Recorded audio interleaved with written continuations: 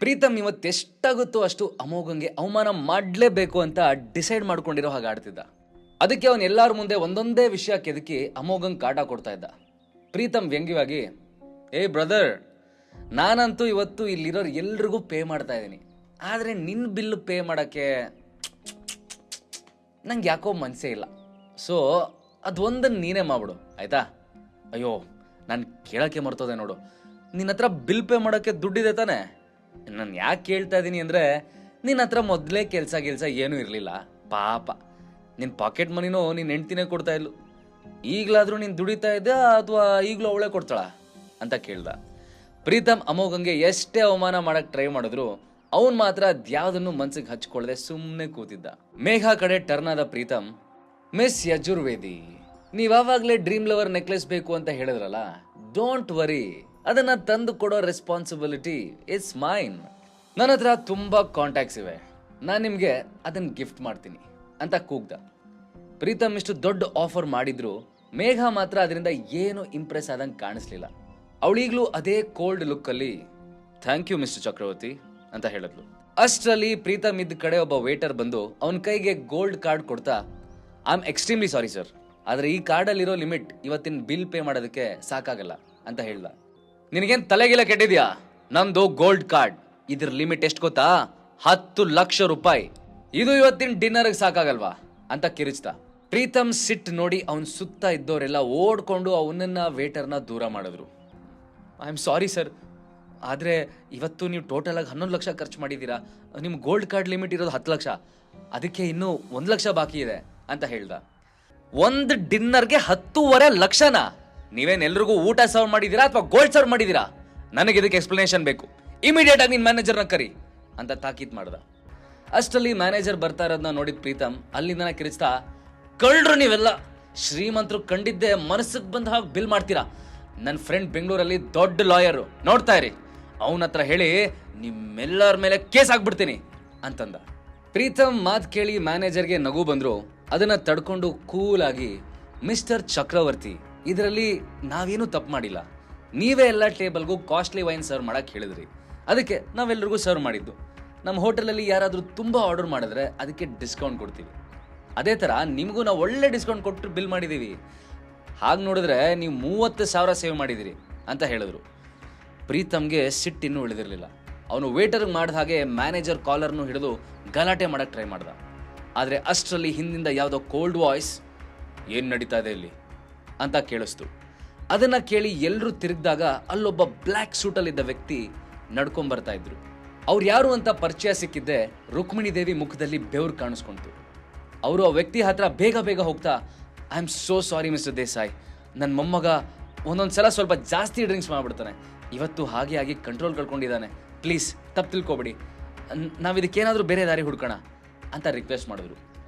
Please ಈ ವಿಷಯನ ಇಲ್ಲೇ ಮರ್ತ್ಬಿಡಿ ಮಿಸ್ಟರ್ ದೇಸಾಯಿ, ನಾವು ಫುಲ್ ಅಮೌಂಟ್ ಖಂಡಿತ ಪೇ ಮಾಡ್ತೀವಿ ಅಂತ ಹೇಳಿ ಗೆಸ್ಟ್ ಕಡೆ ತಿರುಗಿ, ಈಗ ಇಲ್ಲಾಗಿರೋ ವಿಷಯ ನಿಮ್ಮೆಲ್ಲರಿಗೂ ಚೆನ್ನಾಗಿ ಗೊತ್ತಿದೆ.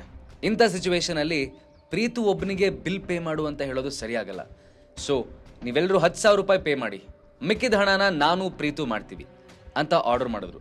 ರುಕ್ಮಿಣಿ ದೇವಿ ಮಾತು ಅಲ್ಲಿರೋರು ಯಾರಿಗೂ ಇಷ್ಟ ಆಗದೆ ಇದ್ರು ಬೇರೆ ದಾರಿ ಇಲ್ಲ ಅಂತ ಒಪ್ಪಿಗೆ ಕೊಟ್ರು. ಆದರೆ ಲೀಲಾ ಮತ್ತೆ ಸರೋಜಾಗ್ ಮಾತ್ರ ಇದು ಸ್ವಲ್ಪನೂ ಇಷ್ಟ ಆಗಲಿಲ್ಲ ಅನ್ನೋದು ಅವ್ರ ಮುಖದಲ್ಲಿ ಕ್ಲಿಯರ್ ಆಗಿ ಗೊತ್ತಾಗ್ತಾ ಇತ್ತು. ಅವರಿಬ್ರು ಇಲ್ಲಿ ತನಕ ಆ ವೈನನ್ನ ಒಂದು ಸಿಪ್ ಕೂಡ ಕುಡ್ದಿರ್ಲಿಲ್ಲ. ಅಂಥದ್ರಲ್ಲಿ ಜಸ್ಟ್ ಒಂದು ಡಿನ್ನರ್ಗೆ 10,000 ರೂಪಾಯಿ ಪೇ ಮಾಡೋದು ಅವ್ರಿಗೆ ಸರಿ ಅನ್ನಿಸ್ಲಿಲ್ಲ.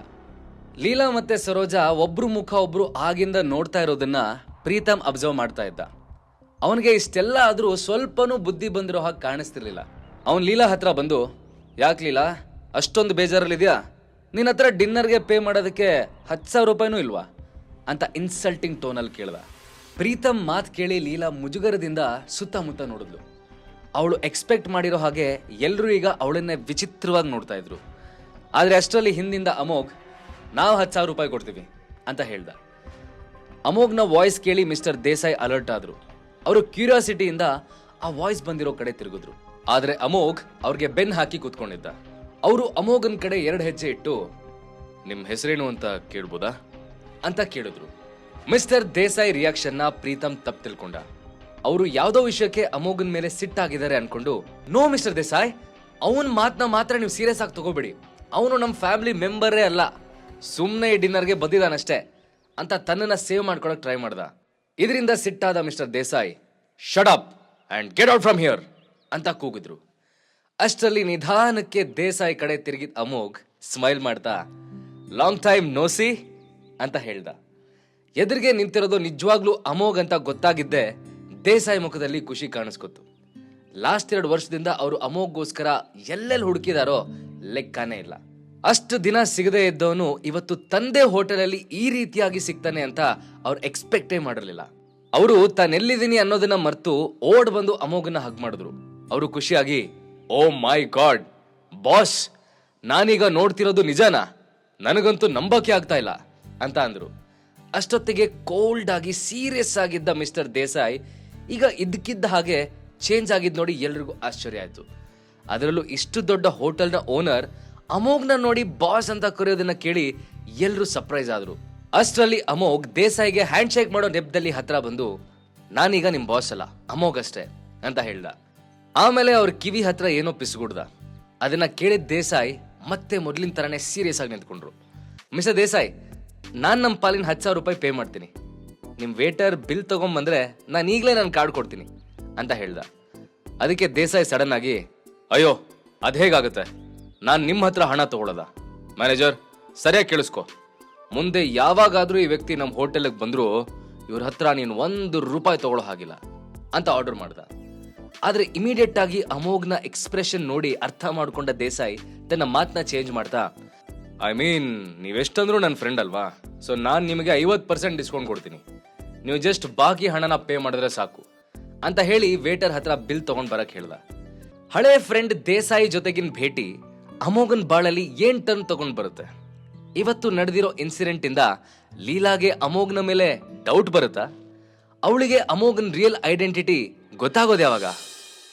ಹಾಗಾದ್ರೆ ಈಗಲೇ ಡೌನ್ಲೋಡ್ ಮಾಡಿ ಪಾಕೆಟ್ FM ಮತ್ತು ಕೇಳಿ ಅರಸು.